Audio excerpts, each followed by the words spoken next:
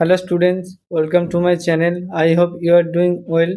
Today our topic is RRB NTPC Undergraduate Mathematics and Mathematics 3. आज के जो question है वो बेसिकली हमारा जो प्रॉफिट एंड लॉस चैप्टर है उससे है। बहुत ही बेसिक अप्रोच है जो कि हमेशा रिपीट होता है। देखिए इधर मैं दो मेथड बोलूँगा, ओके, तो आपको जैसा अच्छा लगे आप कर लेना। बोला गया कि एक शॉपकीपर अलाउड टू डिस्काउंट। पहले तो ये समझ लीजिए कि डिस्काउंट क्या होता है। डिस्काउंट मतलब जो हमारा प्राइस लिस्टेड होता है ना, मान लीजिए आप एक शर्ट खरीदने दुकान में गए हैं, उसमें 1K लिखा हुआ है, 1000। सो वो हमारा मार्क प्राइस हो गया। इसमें 10% का डिस्काउंट मिलेगा। अब आपको डिस्काउंट प्राइस, ओके। तो इसका 10% मतलब क्या होगा, 0 से 0 कट गया, 100 रुपये, मतलब वो 900 पर मिलेगा, ठीक है।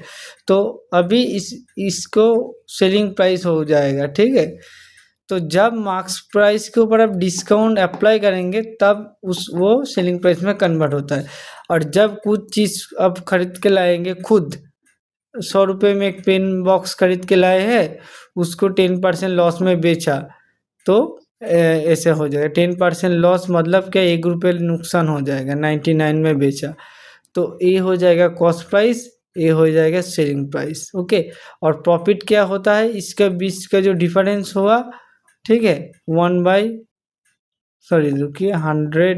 का जो 10% होता है ना, 10% ख़त्म हो जाएगा दोनों, 10 90 होगा ना, माई मिस्टेक।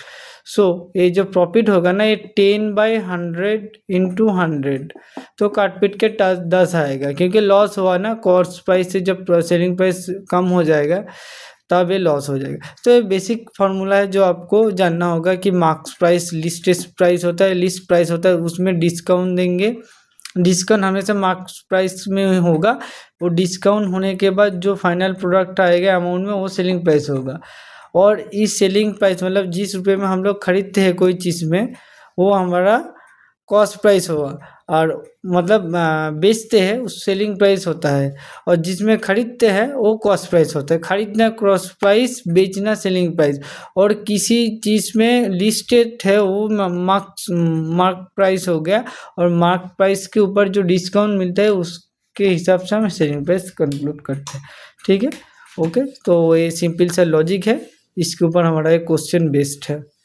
कुछ नहीं, आपको 2 सक्सेसिव डिस्काउंट दिया, आप देखिए मैं इसको सर्कल किया हूँ। मार्क्स प्राइस का जो वैल्यू 1600 है, 1600 इंटू, देखिए आप देखिए 15% मतलब क्या हुआ, आप ऐसा कर लीजिए, 3/20 15% का फ्रैक्शन हुआ। अभी लॉस बोला गया तो सिंपल जो न्यूमिनेटर है वो माइनस हो जाएगा, मतलब कि 17/20 होगा, ठीक है। ये वाला टिप्स उसको पता होना चाहिए, ठीक है, बेसिक है एकदम। फिर देखिए 25% मतलब फिर से हो जाएगा 25 मतलब 1/4, मतलब 3/4, क्योंकि देखिए इधर डिस्काउंट बोला गया है, प्रॉफिट बोला तो 5/4 होता। तो ये 0 से 0 कर दीजिए, 4 इंटू 2 8, 8 दूना 16। सो देखिए 20 इंटू 3 इंटू 17, 51, 51, 1020, ये वैल्यू आ गया। तो ये तो हो गया, मतलब बहुत ही आसान से। अभी रेशियो मेथड क्या बोलता है, रेशियो मेथड में आप इधर मार्क्स प्राइस बना लीजिए, इधर सेलिंग प्राइस। तो पहले 15% मतलब 2017, क्योंकि जो डिस्काउंट है, और इधर हो जाएगा 43।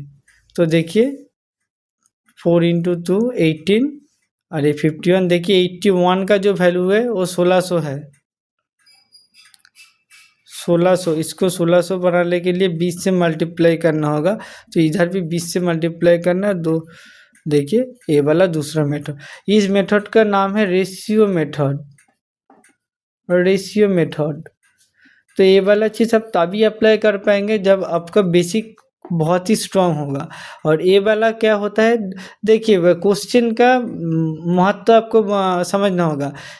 देखिए डिस्काउंट हमेशा मार्क्स प्राइस में होता है, मार्क जो होता है, और मार्क्स प्राइस का ही वैल्यू दिया हुआ है 1600 इंटू क्या होता है 15 मतलब इधर 17/20 इंटू फिर से 20% डिस्काउंट मतलब क्या होगा 3/4। इधर कट्टम पिट्टी करो, देखिए सेम आएगा 1020। तो ये वाला बेस मेथड है, बेस मेथड 100 के ऊपर होता है। ये वाला रेशियो मेथड, दोनों में से कोई भी आप चूज़ करते हैं। ये वाला मेथड हम लोग ज़्यादा प्रेफर करते हैं, ये वाला कम प्रेफर करते हैं, क्योंकि इधर थोड़ा मतलब बिग वैल्यू होगा तो इसमें दिक्कत आएगी।